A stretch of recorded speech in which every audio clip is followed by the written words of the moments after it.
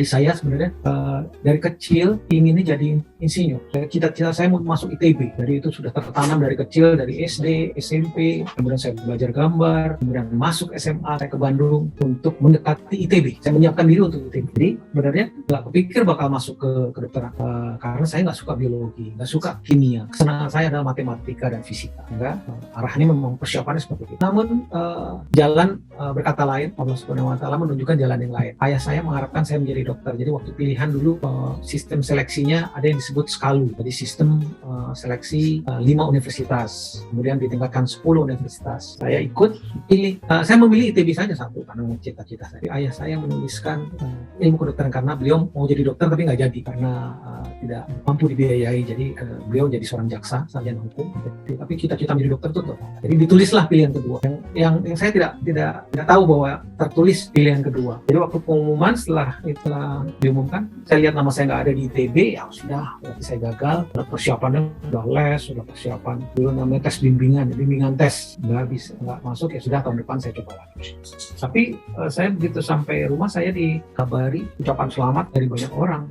Saya heran, kenapa orang saya tidak diterima kok? Ternyata nama saya masuk ke pilihan kedua, Universitas Padjadjaran Kedokteran. Saya heran, saya nggak milih kok, saya gitu. Rupanya ayah saya mau masukkan nama itu, dan ayah saya sempat marah ke ayah saya. Gara-gara ditulis kedokteran tuh akhirnya nggak diterima di ITB. Mestinya kalau nggak nulis pilihan kedua saya diterima di ITB, akhirnya gitu. Saya ngambek gitu jadi akhirnya. Tapi ya sudah, karena diterima itu saya jalani. Tapi tahun depan saya akan ikut ITB lagi, jalani. Lalu proses berjalan, jadi saya pikiran waktu semester pertama tahun pertama pikir kok bisa berjalan seperti ya lancar saja. Saya tetap main band, terus saya punya grup band. Terus kemudian ya sepertinya kedokteran nggak terlalu sulit. Terus saya bisa naik ke tingkat putri. Terus berdasarkan motivasi masih bimbang nih mau ke ITB, tapi ternyata kedokteran bisa juga. Tapi masih pikiran ITB, masih main band, masih santai gitu.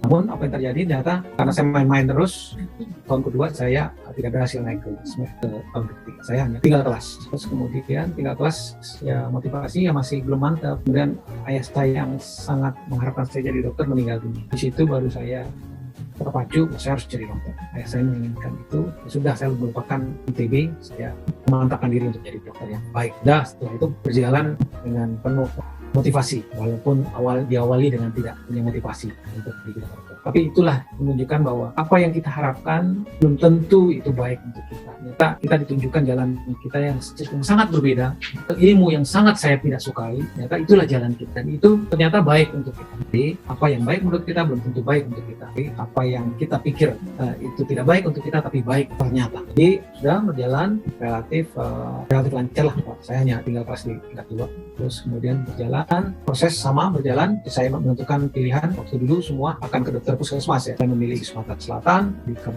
di daerah transmigran. Kemudian setelah itu memikirkan mau sekolah. Saya pikir sekolah dari banyak bidang, sempat kepikiran mau ambil jantung, bedah saraf, terus memilih bidang-bidang lain, banyak pilihan. Saya memikirkan saya ini bagaimana menilai potensi saya. Saya punya bekal, saya senang musik, saya suka menggambar. Saya cari bidang yang kira-kira cocok. Di situ ketemu suatu bidang baru, itu baru buka, pendidikan bedah plastik. Jadi saya mendaftarkan di situ. Saya merupakan angkatan kedua atau ketiga ya pada saat buka. Memilih bidang yang masih langka. Itu ahli bedah plastik mungkin boleh dibilang masih belasan. Sehingga waktu saya lulus saja masih bedah plastik belum mencapai 30 waktu saya lulus. Kalau saya salah, saya nomor 29 atau nomor 30 plastik yang ada di Indonesia. Nah itu jadi saya menekuni bidang yang akhirnya saya pikir spesifik, masih langka. Waktu itu alasan waktu di wawancara, kenapa kamu masuk bedah plastik? Saya mau jadi orang terkenal, mau jadi orang hebat karena bidang ini masih langka. Saya akan kembangkan. Saya diterima mengalahkan 8 kandidat, 8 dan 4 adalah dari UI. Waktu itu saya bilang, wah udah gak terimalah, ini hanya persaingan anak-anak UI saja karena kuotanya hanya 1, pesertanya 8, 4 sudah dari 4, ya mungkin nggak terima. Sudah, kita berusaha yang terbaik, saya persiapkan diri dengan bagus, kemudian membayangkan, ini poin penting kalau kalian mau menuju sesuatu, bayangkanlah diri kalian menjadi sosok itu. Jadi misalnya mau menjadi ahli bedah, bayangkan sosok ahli bedah, berpikirlah seperti ahli bedah, bersikaplah seperti ahli bedah, walaupun belum masuk sana. Jadi semua diri kita disetting menjadi seorang ahli. Karena set diri saya menjadi seorang bedah plastik waktu ujian pertama kali. Jadi semua karakter yang ada pada saya, yang kira-kira berlawanan, saya lawan, saya masukkan karakter bedah. Sehingga waktu mengisi semua perjalanan psikotes, melakukan tes wawancara, kita men-setting diri kita sebagai seorang ahli berplastik. Jadi ya sudah lihat ahli berplastik bagaimana, style bagaimana, cara bicara bagaimana, cara bersikap bagaimana. Kita coba bersikap. Karena kita akan setting awal ini akan membuat kita akan menjadi itu. Nah, jadi kalau kita ingin jadi ahli bedah, ya, jadi ahli bedah, kita harus men-setting diri kita bahwa kita bisa bekerja sama dengan orang, kita bisa berinteraksi dengan orang lain, kita menghargai pendapat orang lain. Berbeda kalau kita mau menjadi seorang penyakit dalam, settingan kita akan menjadi berbeda. Jadi kalau ditanya, misalnya saya dulu lebih senang sendiri gitu, menyendiri, main gitar di kamar, baca buku, musik, itu hobi saya. Tapi begitu menjadi ahli bedah, men-setting dari ahli bedah, ditanya, Anda lebih milih mana? Berdiam diri di dalam kamar, bermain gitar sambil membaca, atau bersama kawan-kawan naik gunung, berkemah, piknik bersama? Kalau saya jadi diri saya pilih yang di kamar. Tapi karena saya mau jadi ahli bedah, pola itu saya switch, saya pilih bersama kawan-kawan, jalan-jalan ke gunung, piknik. Walaupun itunya jati dirinya bukan saya, tapi itulah settingan pertama. Karena waktu akan menjadi ahli bedah, begitu dia menekuni bidang bedah dan jadi ahli bedah, pola yang ngerem di kamar itu nggak ada lagi. Langsung lebih sering berinteraksi, berkomunikasi dengan tim. Ini besok kita operasi ini, siapkan anestesinya bagaimana, terus peralatannya bagaimana sudah disiapkan. Perlu berbeda dengan yang style yang mengambil keputusan sendiri. Misal penyakit dalam, mungkin bisa memilih itu, memilih saya di kamar membaca buku karena orangnya tekun, mencermati penyakit satu persatu dan memutuskan ini penyakit tifus abdominalis sendiri, langsung kasih obat ini sendiri. Kalau bedah nggak bisa sendiri, besok saya operasi, besok saya akan operasi, akan saya buka perut, harus butuh anestesi, harus butuh perawat, harus butuh peralatan, mungkin dibantu oleh asisten, banyak. Ya, nah, itulah settingan diri. Pada akhirnya kita akan jadi begitu. Jadi bukan kita mengelabui orang, karena kita men-switch di awal diri kita ke arah sana. Dan percayalah kalau begitu kita men-switch, semua pola pikirnya akan menuju arah sana, termasuk di dalamnya adalah permohonan atau doa yang terus-menerus terucap, yang tidak terucap tapi terfikirkan terus-menerus. Itu seperti permohonan yang tidak berhenti ke Allah Subhanahu wa Ta'ala. Jadi kita setting ahli bedah dengan bersikap seperti itu seperti kayak kita memohon terus-menerus jadikan ahli bedah yang hebat. Udah. Dan kita membayangkan diri kita menjadi ahli bedah, waktu mau tidur kita bayangkan saya akan menjadi ahli bedah, nanti bekerja sama dengan begini, saya akan menyayat, nanti ditemukan pendarahan, saya akan klaim, saya akan tidak usah panik, semua diselesaikan dengan dingin, dengan tenang. Semua disetting seperti itu, akhirnya itu akan terjadi. Nah, kita sudah men-set diri kita seperti itu, membayangkan diri kita seperti itu, memimpikan kita seperti itu, jadilah kita seperti itu. Jadi seperti memotivasi diri sendiri. Itu poin penting. Waktu setelah lulus atau sebelum lulus, saya masih di tahun kedua PPDS, sudah dibilang oleh para dosen, kamu akan jadi staf UI. Persiapkan diri, kemudian bersikaplah yang bagus karena akan menjadi staf. Jadi begitu saya lulus, beberapa senior meminta saya untuk menjadi staf. Namun ada senior lain, mungkin institusi lain yang berkembang, dibantu Dr. David ini ada, jadi masih ada, belum bulat soal. Nah, kebetulan pada saat itu UNER akan membuka prodi. Dulu hanya di UI, tidak ada tempat lain. UNER akan membuka prodi spesialis. Namun pada saat itu untuk membuka prodi baru harus 3 minimal spesialis. Nah, di UNER ada 3 orang tapi 1 meninggal pada saat proses. Jadi tidak memenuhi syarat. Sehingga saya waktu itu diminta mungkin bisa dipinjamkan David ke Surabaya untuk memenuhi akreditasi. Saya sebagai calon staf tapi sebagai pinjaman lah. Nanti akan kembali lagi kok. Nah, waktu saya ke Surabaya, saya kan nggak kenal siapa-siapa. Rumah sakitnya juga nggak tahu, bagian bedah di mana nggak tahu. Jadi waktu datang ya sudah, saya sebulan di sini melakukan operasi, mempersiapkan akreditasi. Lalu waktu itu Dr. Johan, kepala bagiannya, sekarang Prof. Johan menawarkan.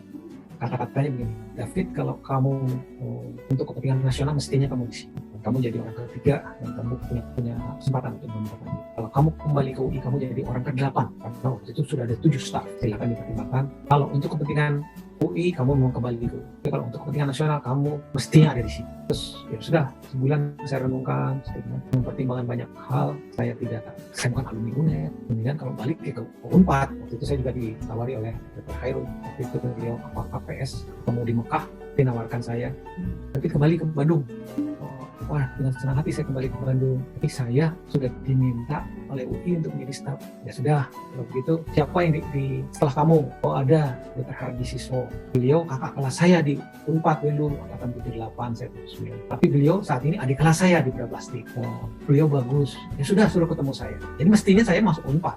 Kalau misalnya UI tidak menawar. Jadi waktu itu saya pikir, kenapa nggak saya terima UNPAD ya? Tapi akhirnya saya waktu UNER saya pertimbangkan untuk kata-kata yang sangat benar. Untuk kepentingan nasional saya harus berada di UNER. Jadi saya Akhirnya saya pamit, ya sudah kayak ikuti jalan saya diskusi dengan istri saya, kita ke UNER saja. Ke UNER, ini perlu pengembangan. Saya dimarahi oleh UI karena yang besarkan kamu tuh, kamu mestinya di sini, kamu jangan ke sana. Saya 2 tahun nggak ditanya oleh guru saya di UI karena marah gitu, saya gitu. Padahal UNER nggak ada apa-apanya. Malah setahun saya karena nggak dikenal kan, nggak ada pasien, ya nggak ada yang merujuk, ya sudah. Saya 1 tahun tidak mau kerjakan bedah plastik. Saya hanya mengurus administrasi, saya siapkan untuk setting akreditasi. Disitulah saya berpikir, saya ini nggak ada pasien, nggak ada aktivitas, mendingan saya sekolah. Akhirnya saya memikirkan S3 di situ, karena memang nggak ada pasien. Akhirnya setelah nyusun persiapan, tahun 97 saya ke UNER, 98 di akreditasi, bisa buka prodi, saya mulai memikirkan, aktivitas saya hanya di kantor saja, 99 saya masuk S3. Wah, itu ribut orang karena kan masih baru saya, itu masih banyak senior yang belum. Di sini urutan, harusnya saya mau lompat, tapi ya didukung oleh kepala divisi, saya sekolah.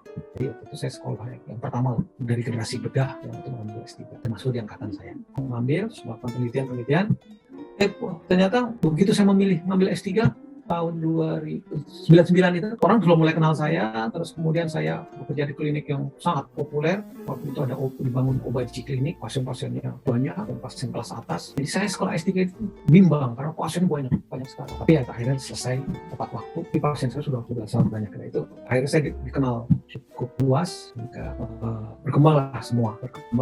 Kemudian 2003 selesai, pertama kali di angkatan saya 79 yang jadi dokter. Kemudian ya sudah, kalau udah dokter nggak ada cerita yang harus dari guru besar. Target saya ya, waktu itu saya kan udah pegawai negeri, pangkat saya udah cukup tinggi, sudah tapi saya Depkes.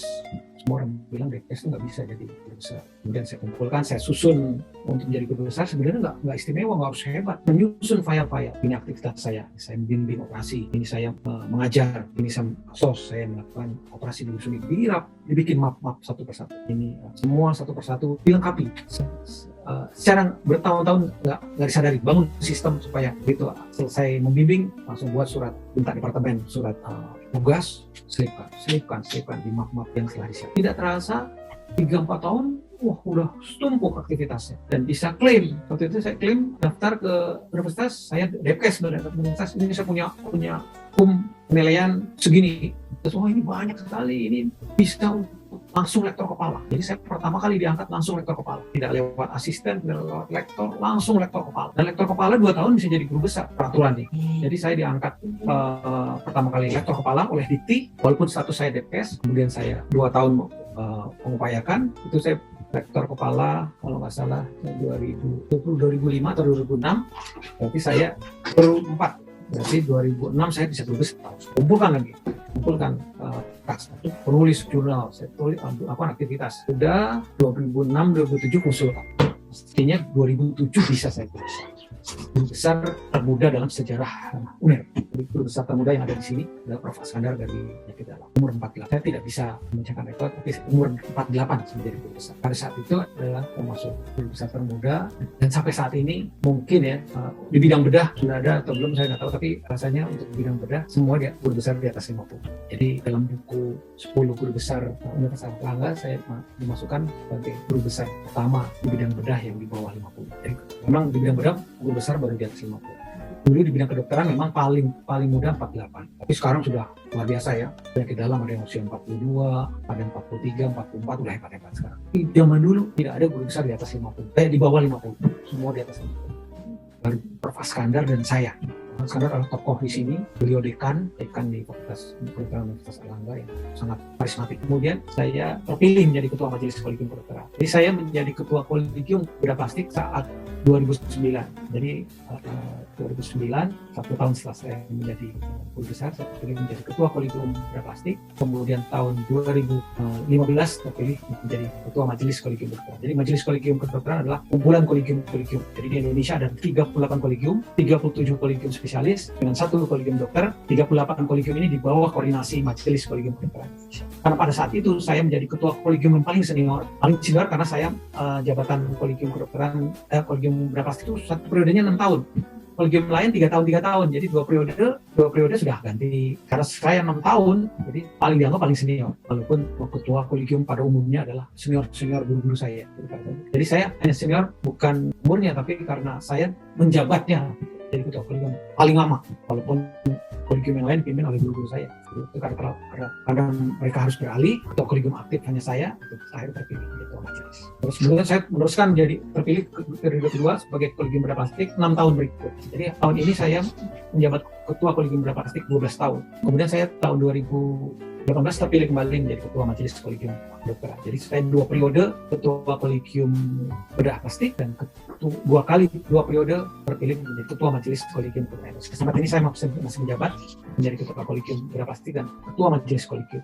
Di saat bersamaan waktu itu saya juga menjadi wakil dekan 1 di Fakultas Kedokteran. Jadi waktu itu saya memegang 3 jabatan sekaligus yang di bidang pendidikan. Ketua kolegium bedah plastik, wakil dekan 1 FKUNER, dan ketua majelis kolegium kedokteran. Ya itu bisa kita jalani dengan seiring, dan karena memang polanya sama ya, Kodeks 1 ngurusin pendidikan, kolegium juga ngurusin pendidikan khusus bedah plastik, dan majelis menguruskan pendidikan untuk 38 kolegium. Alhamdulillah semua berjalan dengan baik. Mungkin akhir tahun ini akan ada pemilihan ulang, tapi ya saya sudah menjalani 2 periode, saya sudah cukup lah pengabdian saya di kolegium.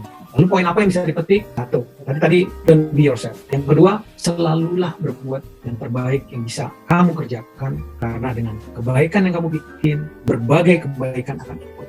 Itu pegangan penting yang selalu saya pakai sampai sekarang. Itu sangat penting dalam kita mengawal altruisme, hidup untuk orang lain, adalah aspek-aspek menolong lebih didahulukan, dan mengikuti adalah berbagai kebaikan. Jadi kalau kita berpikir pada altruisme, jangan pikirkan urusan imbalan. Nah, kalau kita berpikir imbalan, kemaslahatan dan kebaikan kita akan hilang, dan kita akan mudah tergelincir. Jadi kalau kita selalu berpikir, kita selalu berbuat yang terbaik, tidak ada kekhawatiran lagi. Jangan risaukan angka, selalu berbuatlah yang terbaik. Jangan, itu semua proses menuju kesuksesan. Jadi yang pertama, don't be yourself. Kedua, selalu berbuat yang terbaik. Terus pegangan yang ketiga, berupaya kita menjadi yang terbaik.